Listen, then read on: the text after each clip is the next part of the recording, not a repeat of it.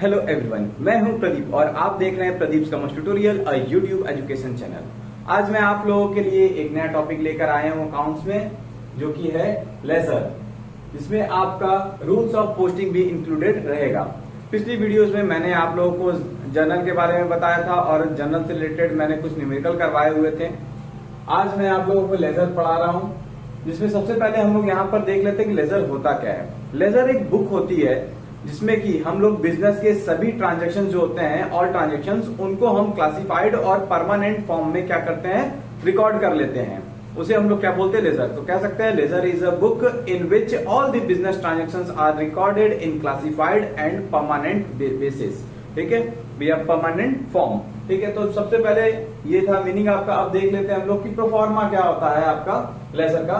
तो लेजर के फॉर्मेट में देखिए टी शेप में होता है। ठीक है, टी फॉर्मेट का मतलब होता है कि इस फॉर्मेट में टी शेप में होता है।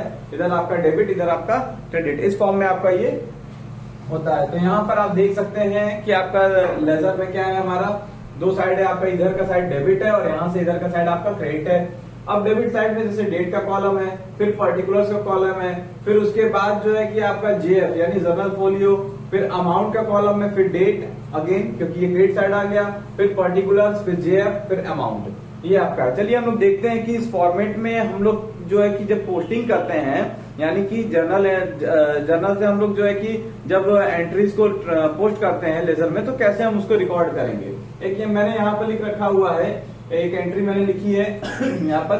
ट्रांजेक्शन है आपका परचेज फर्नीचर फॉर कैश ₹30,000, मतलब पैसा यानी कैश देकर फर्नीचर लिया गया। तो इसकी जनरल एंट्री हम देख लेते हैं क्या बनेगा। इसकी जनरल एंट्री बनेगी furniture account debit to cash account. क्यों फर्नीचर अकाउंट इसलिए बनेगा क्योंकि यहाँ पर आपका फर्नीचर आ रहा है। ठीक है, debit what comes in according to real account. ठीक है, फिर उसके बाद आपका कैश जा रहा है, तो debit what comes in and credit what goes out, यानी कि फर्नीचर हमारे पास आ रहा है और कैश हमारे पास से जा रहा है। ठीक है, तो ये हमारा दोनों क्या है, हमारा दोनों का दोनों ये रियल अकाउंट से रिलेटेड है। अब देखते हैं इसको हम लोग को पोस्ट करना है कहां पर, लेजर में। तो सबसे पहले अब यहाँ देख लीजिए, जितने भी आपको यहाँ पर जनरल एंट्री में जितनी भी आइटम दिखेंगे उससे रिलेटेड सेपरेट अकाउंट प्रिपेयर होते हैं। तो हम सबसे पहले क्या फर्नीचर अकाउंट बना देते हैं। फर्नीचर अकाउंट मैंने फॉर्मेट ऑलरेडी बना रखा हुआ है यहाँ पर। देखिए फर्नीचर अकाउंट की जब हम बात करते हैं कि हम एक फर्नीचर अकाउंट बना रहे हैं, तो फर्नीचर अकाउंट बनाते समय हमारा यहाँ फर्नीचर अकाउंट बना रहे हैं, तो हमने फर्नीचर यहाँ टॉप पे रख दिया है, यानी कि फर्नीचर के नाम से हमने अकाउंट ओपन किया है। तो जाहिर सी बात है कि जब हम यहाँ पे ट्रांसफर करेंगे तो फर्नीचर तो ट्रांसफर होगा नहीं, क्या ट्रांसफर होगा, उसका जस्ट अपोजिट में जो रहेगा। तो यहाँ पर आप देख सकते हैं क्या अपोजिट में इसके कैश है। तो कैश हमारा क्या होगा, ट्रांसफर होके कहाँ जाएगा, हमारा फर्नीचर अकाउंट में, क्योंकि फर्नीचर अकाउंट हमने ऑलरेडी ओपन किया है यहाँ पर। तो फर्नीचर नाम से हम कोई भी ट्रांसफर नहीं करेंगे, हम उसके अपोजिट में जो भी होगा उसको करेंगे। फर्नीचर के अपोजिट में अगर कैश है तो कैश से करेंगे, किसी का नाम होता तो नाम से करते हैं, वॉट जो भी होता उसको हम ट्रांसफर करते हैं, पोस्ट करते हैं। तो यहाँ पर हम देख लेते हैं। अब जैसे यहाँ पर आपका बोला furniture account debit to cash account, तो हम इसको कैश अकाउंट को ट्रांसफर करेंगे। अब ध्यान देने वाली बात है कि कैसे इसको हमको पता चलेगा कि ये डेबिट साइड में जाएगा कि ये क्रेडिट साइड में जाएगा। तो यहाँ पर आप ये ध्यान दीजिएगा कि फर्नीचर अकाउंट आपका दिया हुआ कहाँ, डेबिट में है। ठीक है, तो जब कभी भी कैश को हम ट्रांसफर करेंगे तो वो कहाँ जाएगा, लेजर के डेबिट साइड में ही जाएगा। लेजर के डेबिट साइड में आपका जाएगा, यानी फर्नीचर अकाउंट के डेबिट में जाएगा। तो यहाँ पर आपका हो जाएगा टू कैश अकाउंट। ठीक है, आपका अमाउंट जो रहेगा 30,000 आप यहाँ पर लिख लोगे इस तरह से। ठीक, आपका आप बना रहे हो फर्नीचर अकाउंट, फर्नीचर अकाउंट आपका जो है डेबिट में दिया हुआ है। ठीक है, तो फर्नीचर अकाउंट डेबिट में है, तो जो कैश है भले यहाँ पर आपका जनरल एंट्री में क्या है वो क्रेडिट में है, बट जब यहाँ पर हम पोस्ट करेंगे तो वो कहां पर आ जाएगा, डेबिट में आ जाएगा। ठीक है, अब इसी का अपोजिट हम देख लेते हैं, इसको मैं रफ कर देता हूं। इसी का अपोजिट हम लोग जैसे देख लेते हैं, यहाँ पर आपका आ जाता है, सपोज कर लीजिए कि हम लोग फर्नीचर की जगह कैश अकाउंट बनाते हैं। सपोज कर लीजिए हम लोग कैश अकाउंट बनाते हैं, कैश अकाउंट। तो जब कैश अकाउंट बनाएंगे यहाँ पे, तो यहाँ पर कैश के नाम से हम अकाउंट ओपन कर रहे हैं, तो जाहिर सी बात है कि हम यहाँ पर क्या करेंगे, कैश को तो पोस्ट करेंगे नहीं, हम लोग किसको भेजेंगे, हम लोग फर्नीचर को, जस्ट अपोजिट वाला। तो फर्नीचर, अब देखिए अब यहाँ पर कैश आपका कहाँ है, क्रेडिट साइड में है। तो जब आपका कैश क्रेडिट में है तो फर्नीचर भी आपका कहां पर जाएगा, फर्नीचर आपका जो है क्रेडिट में चला जाएगा। तो यहाँ पर आप दिखा देंगे बाई फर्नीचर फर्नीचर अकाउंट, ठीक है। यहां पर आपका आ जाएगा 30,000, ठीक। तो इस तरह से आपका जो है कि पोस्टिंग होती है कहां से, जनरल से आपका लेजर में, ठीक है। आपको बस इतना ध्यान रखना है कि हम जो अकाउंट पर्टिकुलर बना रहे हैं अगर वो डेबिट में है तो उसका अपोजिट आइटम हमारा डेबिट में आएगा, जिसका अकाउंट हम बना रहे हैं अगर वो क्रेडिट में है तो उसका अपोजिट आइटम भी कहां जाएगा, क्रेडिट में जाएगा। इस तरह से भी आप याद रख सकते हैं। अगर आपको कुछ डाउट हो तो आप ये भी ध्यान दे सकते हैं इसके साथ साथ कि जितने टू के आइटम होंगे वो सारे के सारे आपके डेबिट में आएंगे और जितने बाई के आइटम होंगे वो सारे के सारे आपके क्रेडिट में जाएंगे। तो ये आपका मैंने एक छोटा सा एग्जाम्पल लेके दिया। चलिए हम लोग आगे देखते हैं। तो चलिए अब हम लोग नेक्स्ट जो देखते हैं इसमें लेजर में वो आपका है closing and balancing of accounts. हम किसी अकाउंट को कैसे क्लोज या बैलेंस करते हैं, ठीक है। तो यहाँ देखिए 3 केसेस बन सकते हैं। पहला आपका बन सकता है कि जो आप अकाउंट बना रहे हैं उसके दोनों साइड, डेबिट और क्रेडिट दोनों साइड क्या हो, इक्वल हो। जब आपका डेबिट साइड और क्रेडिट साइड दोनों इक्वल होगा तो बैलेंसिंग की कोई जरूरत नहीं होगी। यानी कि सपोज कर लीजिए इधर भी आपका 5,000 आ रहा है और इधर भी 5,000 आ रहा है, जाहिर सी बात है आपको बैलेंस करने की कोई जरूरत नहीं है, पहला केस। दूसरा आपका जो केस बनता है वो आपका है debit side greater than credit side.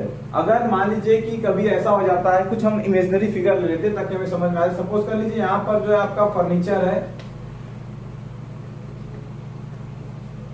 है और सपोज कर लीजिए यहाँ पर आपका कैश है, ठीक है।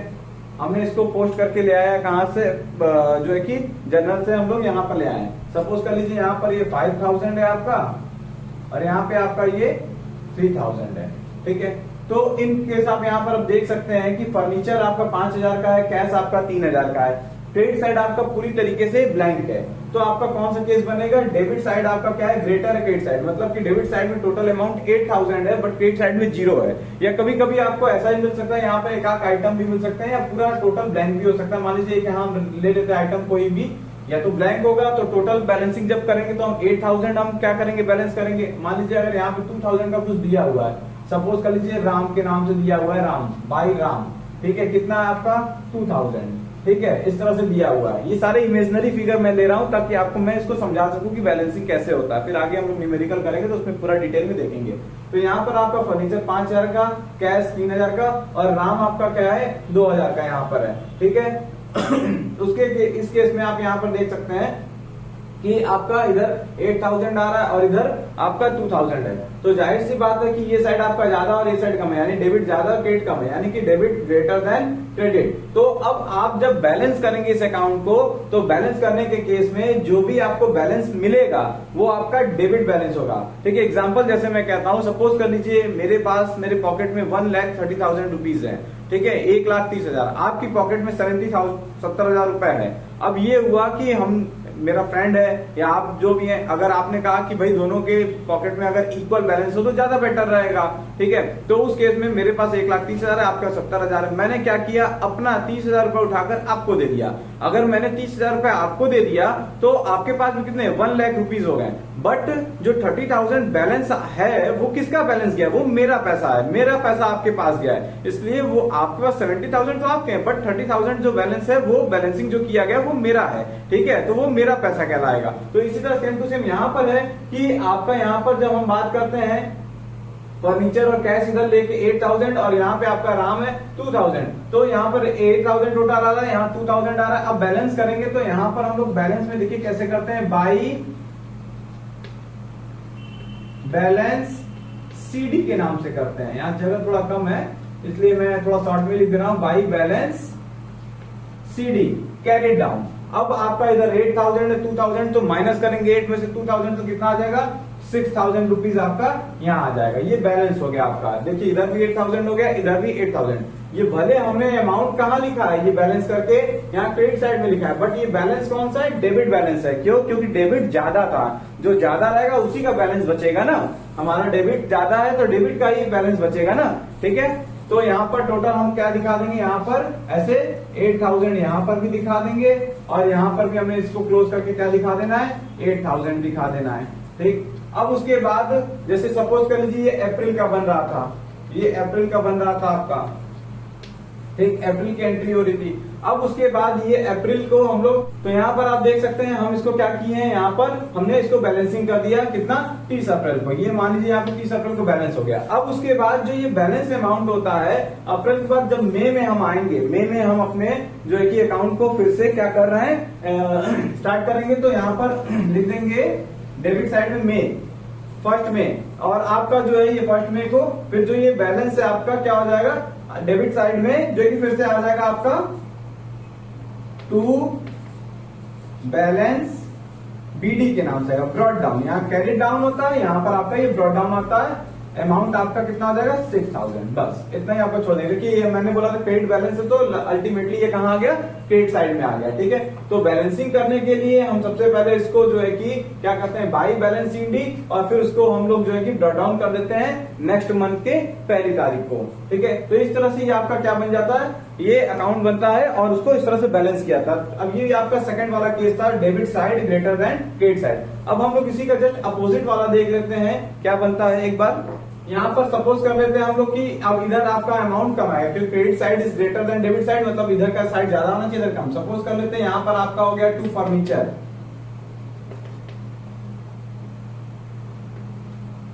अकाउंट। ठीक है, टू फर्नीचर अकाउंट, यहाँ पे अमाउंट मान लेते हैं 4000 का आपका दिया हुआ है, और इधर मान लेते हैं बाई राम को ही रखते हैं 3000 कर देते हैं, बाई कैश रख देते हैं 8000। ठीक है, अब देखिए आपका क्रेडिट साइड क्या है, ज्यादा हो गया और डेबिट साइड कम, ये भी इमेजिनरी फिगर है। ठीक है, तो अब आपका ये वाला केस बन गया, थर्ड वाला केस बन गया। तो अब आपका जो बैलेंस आएगा वो कैसा बैलेंस आएगा, क्रेडिट। भले आप बैलेंस लिखेंगे कहां पर, डेबिट साइड में, बट वो बैलेंस कैसा होगा, क्रेडिट बैलेंस होगा। तो देखिए यहाँ पर हम इसको करते हैं, सपोज कर लीजिए यहाँ पर आपका आ रहा है 8 3 11,000। ठीक है, 11,000 आपका इधर आ रहा है और इधर 4,000 है। तो आपका जब 11,000 में से 4,000 लेस करेंगे तो कितना आ जाएगा आपका 7,000। तो यहाँ पर हम दिखा देंगे to balance CD carried down. ठीक है, कितना 7,000। उसके बाद जब आप इसको क्या करेंगे, टोटल करेंगे, तो दोनों आपका 11,000 इधर भी आ जाएगा और 11,000 आपका इधर भी आ जाएगा, डेबिट क्रेडिट दोनों इक्वल हो गया।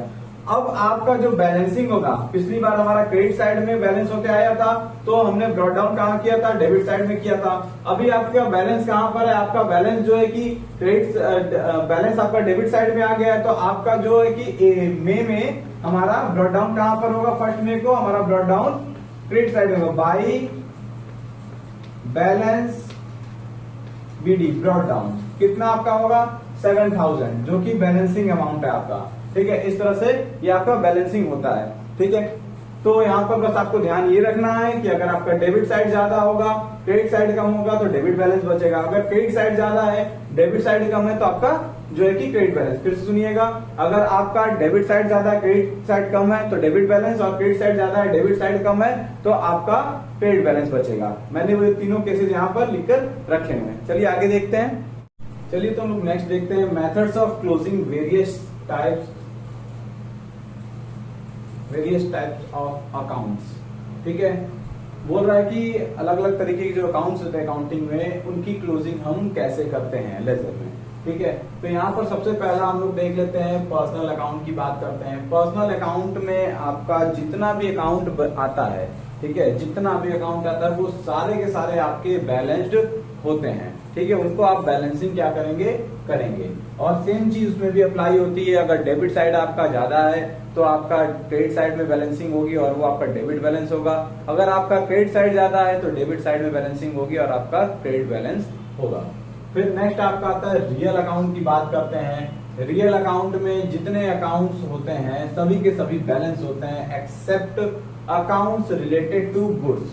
गुड्स से रिलेटेड जो अकाउंट होंगे उनको हमें बैलेंस करने की कोई जरूरत नहीं है। ठीक है, जैसे गुड्स से रिलेटेड कौन कौन से अकाउंट होंगे, आपका परचेज अकाउंट आता है, सेल्स अकाउंट आता है, परचेज रिटर्न, सेल्स रिटर्न और स्टॉक अकाउंट। यही आपके 5 अकाउंट आते हैं। इनको आपको क्लोज करने की कोई जरूरत नहीं है। इसका कारण ये होता है कि आपको इसको कहाँ पे ट्रांसफर करना होता है, ये कैसे क्लोज होते हैं, ट्रेडिंग में ट्रांसफर करके। ठीक है, ये सारे के सारे आपके purchase return, sales return, stock का आपका कहाँ जाता है, ट्रेडिंग अकाउंट में जाता है। तो इसलिए इसे हमें क्या है, बैलेंस करने की जरूरत नहीं है। अगर इन केस अगर आप बैलेंस करते हैं तो बैलेंस की जगह जहां हम लोग बैलेंस सीडी लिखते थे, कैरी डाउन लिखते थे, उसकी जगह हम लोग ट्रांसफर टू ट्रेडिंग अकाउंट मतलब दिखा देंगे ट्रेडिंग अकाउंट, और balance transfer to trading account दिखा देंगे हम लोग वहां पर। अब फिर उसके बाद हम लोग देखते हैं नॉमिनल अकाउंट की बात करते हैं। नॉमिनल अकाउंट में भी हमें किसी भी अकाउंट को, नॉमिनल अकाउंट में जितने भी आएंगे, चाहे वो सैलरी से रिलेटेड हो, चाहे आपका रेंट से रिलेटेड हो,